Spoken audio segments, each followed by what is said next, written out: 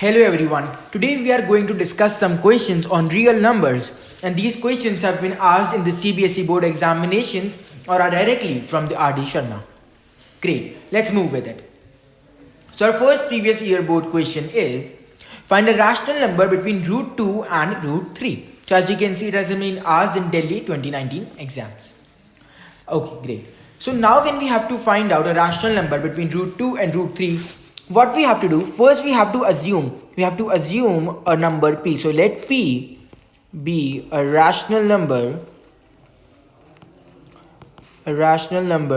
between root 2 and root 3. This means I can write p as this, right? Now what I have to do, that I have to square on both sides. So we are going to square on both sides. Now this gives us 2 is less than p square, and p square is less than 3. Okay. Now all we have to do, we have to find perfect squares between 2 and 3. So what are the perfect squares between 2 and 3? So perfect squares would be 2.25, 2.56 and 2.89. Okay, and what are these squares of? These are the squares of 1.5, 1.6 and 1.7. This means these all are p squares while this is p, and we have to find only one rational number, so you can give either 1.5, 1.6 or 1.7 as your answer. Great. Now let's look at the solution from the book itself, and you can see that the same method has been followed here, and the rational numbers once again came 1.5, 1.6 and 1.7. Similarly, a lot of numbers could be given, but you have to find out only one, so any one would suffice as the right answer and would fetch you full marks. Now the next question that we are going to solve is directly from RD Sharma. It is from exercise 1.1, question number 1. So it states that if a and b are two odd positive integers such that a is greater than b, then prove that one of the two numbers a plus b by 2 and a minus b by 2 is odd and the other is even. So from the question that we understand is that the a and b are two odd positive integers such that a is greater than b. So this is both is given to us, right? So this part is given to us. What about to prove? What we have to actually prove? We have to prove this part. So this is our prove part. And why am I telling you this? Because in the main examination you have to write what is given to you and what you have to write that what we are going to prove. Because these are the steps that will fetch you full marks in the examination. Great. Now let's move with it. So first we are going to write what is given to us. Right. So what is given to us here? That a and b are two positive odd integers. So we know that they are already positive, such that a is greater than b. Now we have to prove. So what do we have to prove here? For proving, we have to prove that a plus b by 2 and a minus b by 2. So one is odd. So one is odd and other is even, right? I hope that the writing is understandable to all of you. I know I do have a bit of a bad handwriting, but that is why I'm speaking everything so that you understand what I'm trying to write. Great. Now let's start with the proof. So with the proof part, we can say that first let a is equals to 2q plus 1, right? I can express a as 2q plus 1. And I can assume b as 2m plus 1. This means I can write a plus b by 2. I can rewrite it as 2q plus 1 plus 2m plus 1 divided by 2. So if I take the 2 common out of the situation, I have a plus b by 2 equals to 2q plus m plus 1 divided by 2. Now 2 cuts 2 here. This gives me a plus b by 2 comes out to be q plus m plus 1. And this is a positive integer. Okay, so this part is positive. Now what about a minus b by 2? What about a minus b by 2?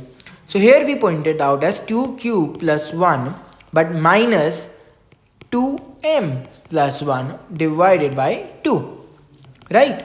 This means I can rewrite it once again, taking the 2 common out of the situation. 2q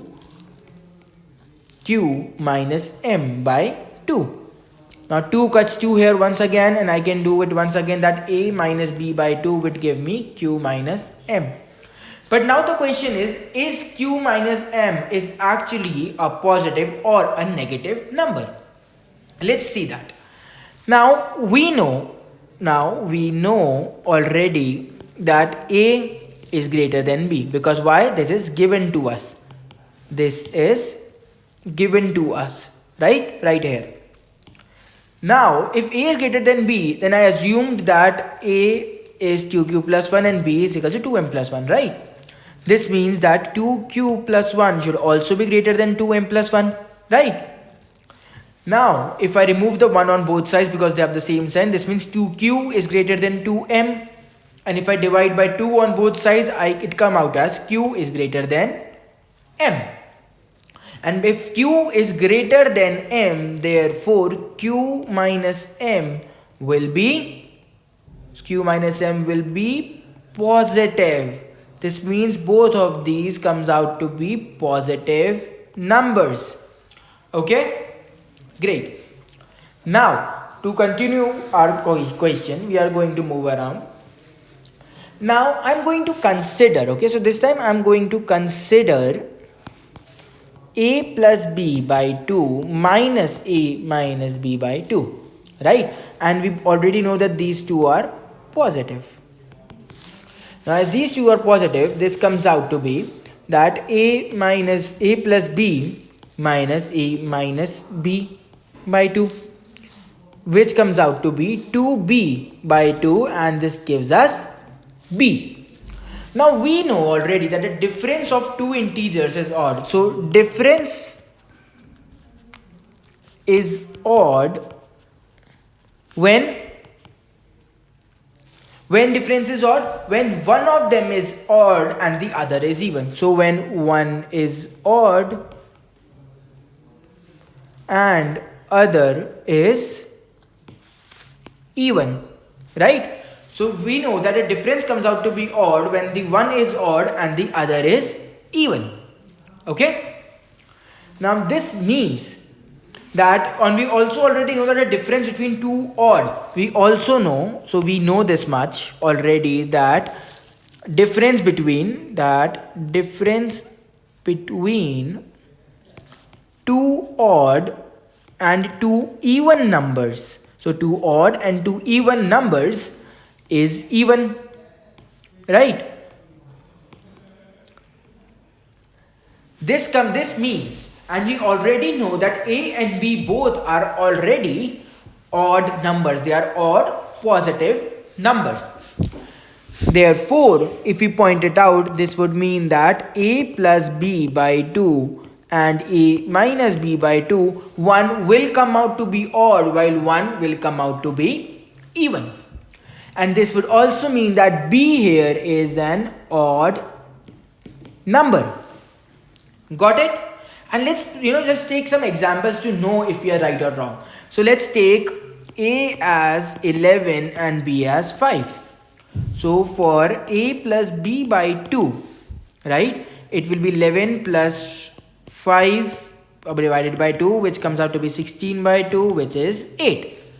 And for a minus b by 2, 11 minus 5 by 2, which comes out to be 6. 6 by 2 is, once again, this time is 3. 8 is even while 3 is odd. So this is our even number and this is odd. So hence proved that if the case is that in a plus b and a minus b such that a is greater than b, one will be even while one will be odd. Great. Now let's move on to the next question. First, you can see the solution here and you can take a screenshot if you want. The solution has been done in a similar way which I have taught in the previous slides. If you want a solution like this, you can take a screenshot. So this is the first part of our solution and this would be the second part of our solution. Great. So you can take a screenshot here. Moving on. The next question is once again from RD Sharma from exercise 1.4. So here we are asking that find the LCM. So find the LCM and HCF of the following pairs of integers, and we have to verify that LCM into HCF is equals to the product of the integers. Okay, so these three are the similar questions, but these are very important questions. So what we are going to do is that I am going to solve this one for you and part 1 and part 2. So part 1 and part 2 will be your homework. So you can pause the video after I complete the second part and then you can do the other two on your own before moving on with the video to the next questions. Okay, so let's do the second part together. Now let's start with the question. So before starting, you have to find the prime factors, right? So our first step is always to find the prime factors of both 5, 1, 10 and 92. Let's start with 5, 1, 10. So I will use that for rough work. So for 5, 1, 10, if I have to find the prime factors, first I will use 2 and this would be 255. Then I would use 3 here. So we all know that if I divide it by 3, it would come out to be 85. Because 3 8s are 24 and then 1 is 5, so 15. Next we are going to divide it by 5, which is going to come out to be 17, and because 17 is a prime number, 17 would be used here. So prime factors of 5 and 10 are 2 into 3 into 5 into 17. Okay, great. And now what is the prime factors of 92? Sorry.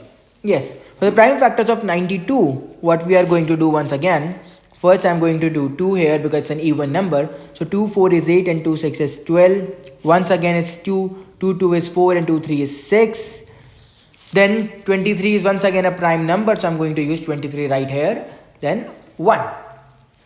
So the prime factors of 92 are 2 into 2 into 23. Now for the LCM, as we all already know that we have to take all the factors even which are not common with their highest power, right? So first let's see what are the factors. So it will be 2 to the power 2 because we have 2 to the power 2 here, multiplied by 3, we have also 5, we have 17 and we have 23. Now if you do the calculations, it will come out to be 23,460. What about the HCF? In HCF we know that we have to only take the co-prime numbers. So we have to take the co-prime numbers, right? So it will also be the least power one. So 2 is common in both of them. While other than that, if we see, nothing else is common. So here our HCF will be 2. Great. Now our question is that we have to verify that, so we have to prove that LHS, which is LCM into the HCF, is equals to our RHS, which is multiplication of the numbers 5, 1, 10 and 92. So here our LCM is 23460, which is 23,460 multiplied by 2, which would give us 46,920. On the other hand, if I do 5, 1, 10 into 92, this would also come out to be 46,920. Therefore, LHS is equals to RHS, and we have got the answer. Similarly, you can do the same things for part 1 and part 3. This will also help you hone your skills while doing the HCF and LCM. So overall, these are wonderful questions to solve. Great. Now let's move on to the next question. But before that, once again, you can take a screenshot of the actual answer from here. We have done the very same way. So you can take the screenshot of the previous slides if you want that, or this slide, whichever one is convenient for you. Great. Now let's take a look at the next question. So here it states that determine the nearest number nearest to ones, tens, 100, 1000, 10,000 and lakh. So 1 lakh 10,000 but greater than 1 lakh, which is exactly divisible by 8, 15 and 21. Okay, so first of all we need to understand that we need to find a number which is exactly divisible by 8, 15 and 21. And what do we mean by exactly divisible? This means that it leaves no remainder. This means that remainder should be equals to 0. Okay, so first we have to find the LCM of 8, 15 and 21. So let's start with that. So first we have to find the LCM of 8, 15 and 21. Once again with the prime factors, these are like very easy, so we do not have to make the prime factorization table that we make every time. So for 8 the prime factors are 2 into 2 into 2. For 15 it is 3 into 5, and for 21 they are 3 into 7. So the LCM comes out to be all the numbers with the highest power. So 2 to the power 3 into 3 into 5 and into 7. Now this comes out to be 840. So if you multiply this comes out to be 840.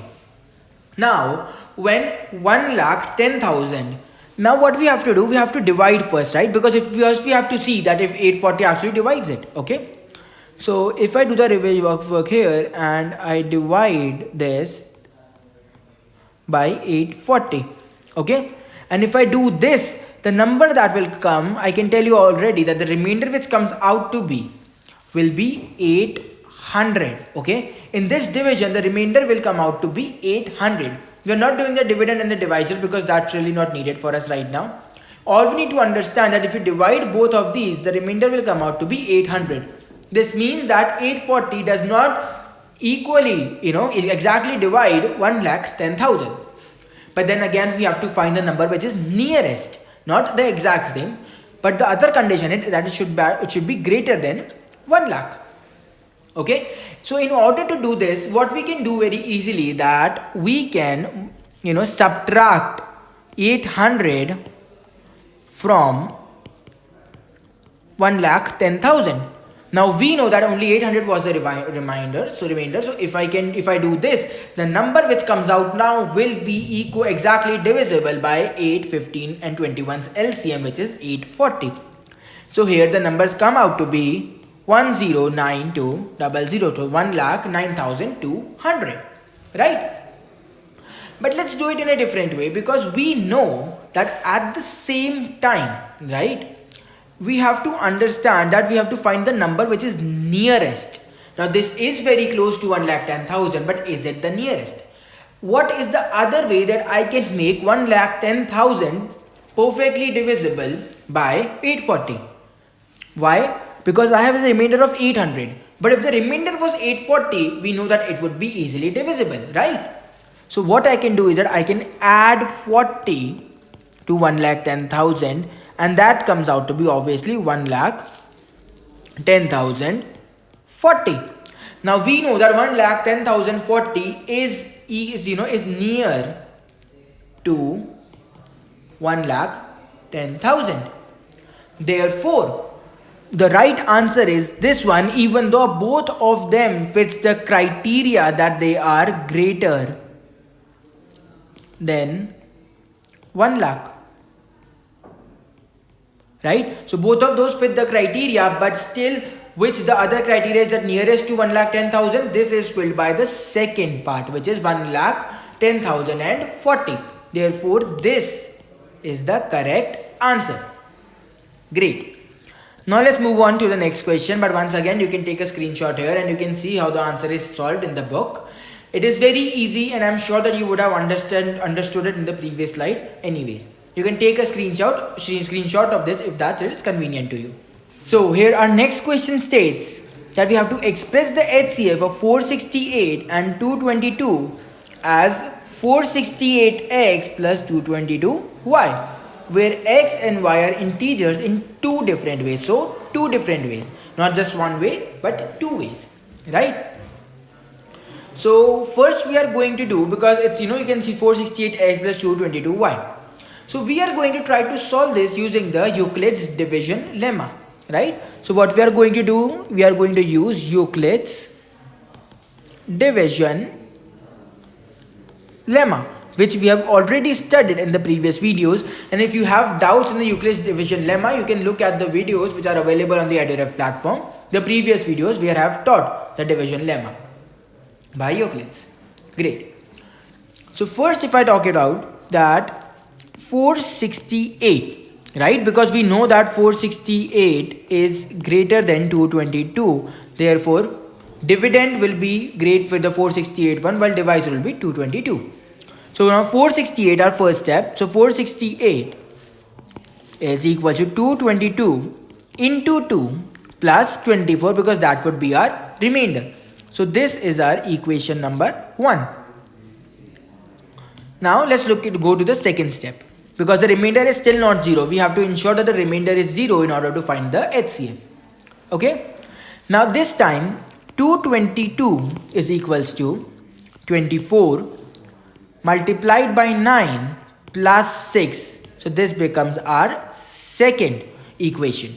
But once again the remainder is not still 0.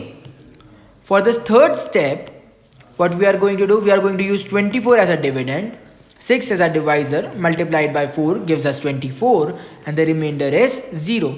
So this is our third equation, right? And because of this we can know that our HCF is, so our HCF is 6. Okay. Now what we are going to do is that we are going to rewrite the stuff. So now we are going to rewrite the stuff like 6, our HCF, in different forms, right? The first one is that we can write 6 as 222 minus 24 into 9. And how we are getting to this? So yes, once again. So how we are getting to this, right? 222 minus 24 into 9. Okay. So the best way to get to this is from equation number 2. So we are using equation number 2 here, right?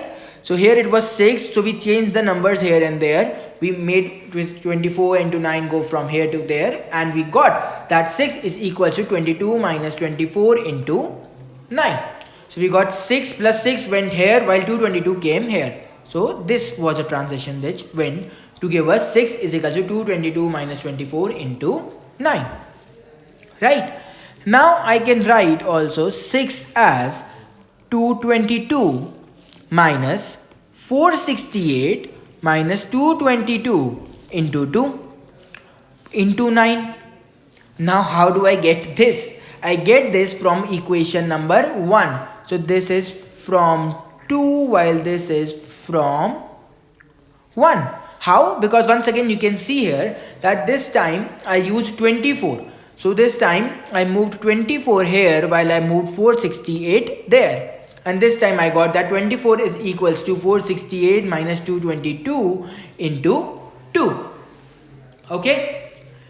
Now if I solve this and if I try to open the brackets, what it would come to me as that 222 minus 468 into 9 plus 222 into 18. Okay.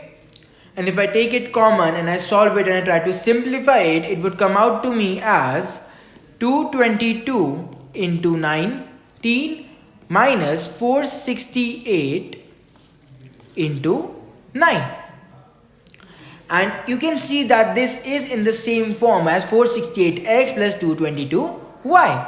Therefore, I can write 6 as 222y minus 468x. So here our y becomes, 19 while x becomes minus 9, right? So this was our first way. So this is our first way of getting to the answer, right? But here we are asked two ways. So what is the second different way of getting this 468x plus 222y? The second way of solving this would be if I write 6 as x a plus y b, and then if I add 6xa plus yb and add ab and also subtract ab, so this wouldn't change the equation, so I can do that, right? Now if I take things common, it would come out to be as a is common here in x plus b, while b is common in y minus a, right? Now we know that a here is 468 while b here is 222. So here our a is, just for reference once again, is 468 while b is 222, right? And our x and y are the numbers that we got in our first solution, right? Which is 9 and 19, minus 9 and 19. Okay, so just for reference, as we are not going on the previous slide, I will also write what x and y are. So y is 19 while x is minus 9, right? Now let's put the values here and try to find the solution. So if I point out, 6 will be equals to 468 minus 9 plus 222 plus 222, which is b, and then y is our 19 minus a, which is 468. Now 6 comes out to be 468 into 213 plus 222 into minus 449. Therefore, this time my x comes out to be 213 while y comes out to be minus 449.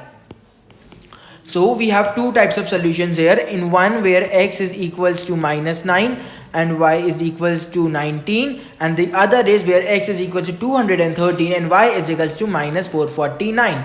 So these are our two ways in which we could have expressed the entire HCF in the form of 468x plus 222y.